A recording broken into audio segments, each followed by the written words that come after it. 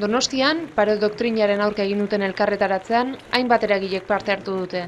Besteak beste, Ernai, Esait, Etxera eta Alternatiba eta Gazte Abertzaleakeko kideak izan dira elkarretaratzean.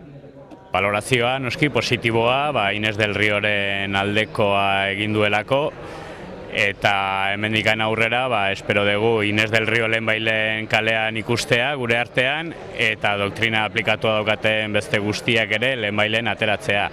Hor badakigu Espainia gobernuak bere tresnak erabiliko dituela hori atzeratzeko edo ez gauzatzeko, baina kaletikan, herritikan eta esan barra duguna da, hori aplikatu egin behar duela eta preso guztiak, doktrina aplikatua daukaten preso guztiak kalera atea barko liratekela lehenbailen.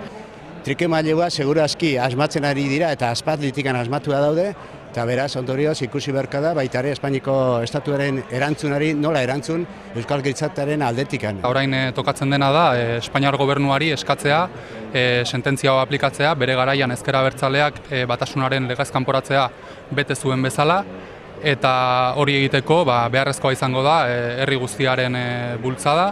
Izan ere, sententzia honek esaten duena da, Espainiar gobernuak presoen eskubideak urratu dituela, eta presoen eskubideak ere guztion eskubideak direlako, espero dugu guztiak ere eskubide hauek errespetaratzen laguntzea. Bi mezu bat Espainiako gobernuari aplikatu dezala sententzia hau ahalik eta azkarren, Inesek ahalik eta azkarren atera behar duela espetxetik, baina ez Inés del Rio bakarrik, baizik eta baita doktrina hau aplikatuta daukaten gainerako presoak ere bai. Eta bigarren mezua Euskal jendarteari berari, hoxe, mobilizatzen jarraitzeko, antolatzen jarraitzeko presoen eskubideen alde. Espero dugu Madrilek eta Espainiako gobernuak epaia betetzea, epaiak omen dio Inés del Rio berehala askatu behar dutela, eta gainera bahituta edukitzagatik, 2008tik bahituta edukitzagatik indemnizazio bat ordaindu behar diotela, eta espero dugu Espainiak indemnizazio hori ordaindu eta askatzeaz gain,